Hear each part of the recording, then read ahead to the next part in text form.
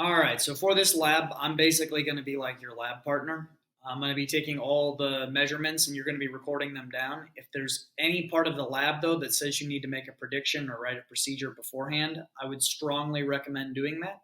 I can't hold you to it because you're at home and you're not here, but it will genuinely help you out when we get to tests and quizzes and when we get to graded labs in the future. So let's get started. First up, we're going to start by taking the masses of our three solids. We've got our cube of wood, we've got our block of acrylic, and we have this lead sphere. We have the mass of the cube. We have the mass of the block. And we have the mass of our sphere. Now we're going to measure the dimensions of each of them. First up, we've got the cube. And on one side length, it is approximately 2.5 centimeters. So that should be the same for all, since it is a cube. Next, we have the acrylic block. On its long side, it is 10 centimeters.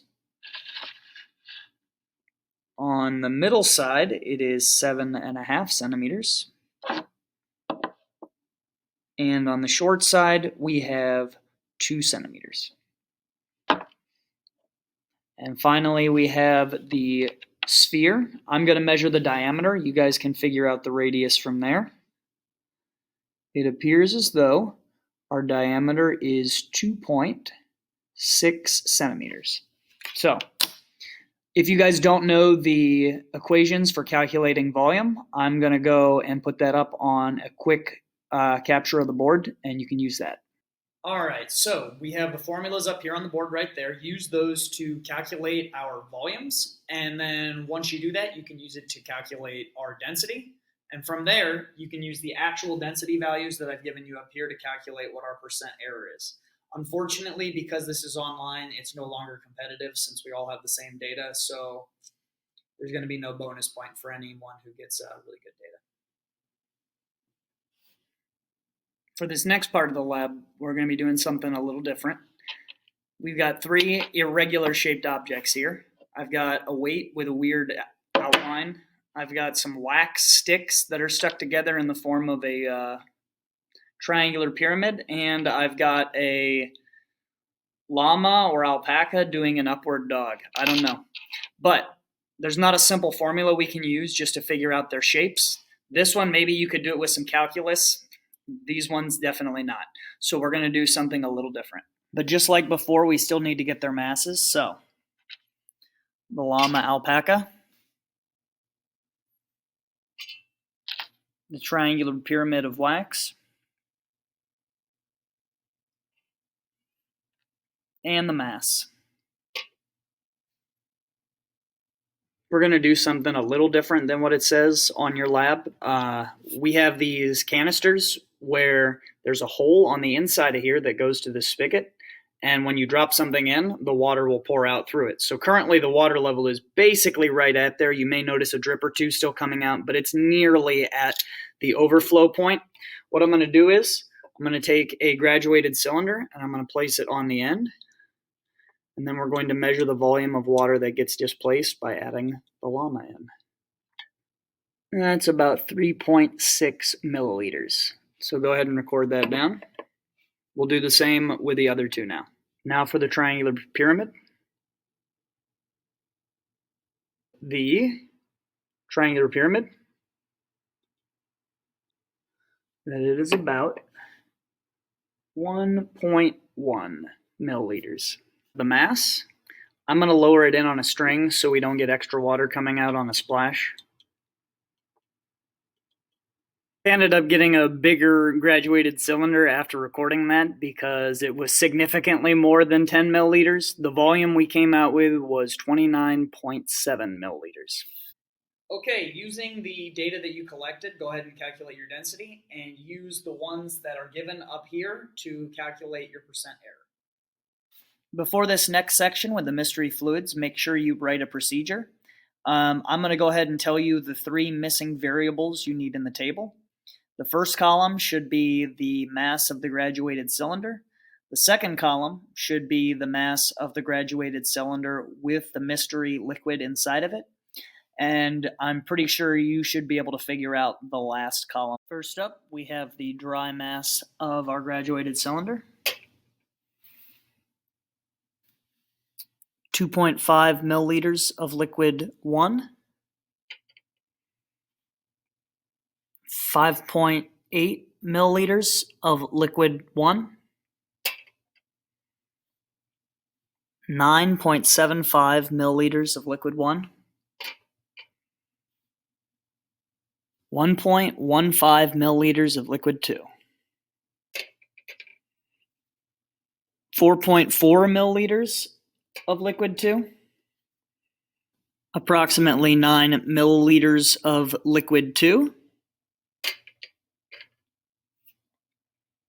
2.6 milliliters of liquid 3. 4.3 milliliters of liquid 3. 6.2 milliliters of liquid 3. So after you've done your calculation on each of these liquids, go ahead and look on the internet for any liquid that has a density around that, and based on the properties you saw of it and the density, try to figure out what the liquid is. Use that then to answer the question about how it would form layers if you were to pour them all into the same container. All right, here I have before me a container filled with liquid 2. If you look in there, there it is. And I've also got the cube that we used earlier, which should be above the line, and the sphere, which should be below the line. I want you to go ahead and make a prediction what's going to happen when I drop them in there. I'm going to drop them, and then you'll be able to see in just a second. So make your prediction right now. I bet you're going to be able to tell by the sound it makes. So let's take a look down in there and see what happened. It appears as though the sphere sunk all the way to the bottom, and the cube is sitting on the top. So go ahead and come up with a rule based on what you've seen right here for things that are above and below lines on a mass over volume graph. All right, before me for this last part, we have 2 stacks of pennies. These are made after 1982. These are made before 1982. You'll notice exactly the same height. Pennies have the same dimensions. I'll put them up side by side. They block each other out. So we shouldn't see any difference in volume between them. I'm going to go ahead and measure the volume or the diameter and then the thickness of a penny. So this one is approximately 1.85 centimeters across, so that would be the diameter, and the thickness is approximately 1.5 millimeters. So that is 0.15 centimeters. Now what I'm going to do is put them on the scale, a stack of 10 of them. It'll be your goal to figure out how to find the density of the pennies based on the volumes I've given you and the masses that you're about to see. We'll start out by doing the pre-1982 pennies. Let me swing the camera on around over here. Hopefully nobody gets motion sick. Here's the stack of 10 pre-1982 pennies. They have a mass of 30.9 grams. And now the post-1982 pennies. And they have a mass of 25.0 grams. So based on the data that I've given you and what's written on your paper, it'll be your goal to find out how much zinc and copper are in each of the pennies. In addition to that, if you have any questions, feel free to email me. This is more of a challenge question, so you aren't expected to get it right away. You're allowed to work with classmates, do what you can to figure it out. Don't just look it up online, though. I need to see your work.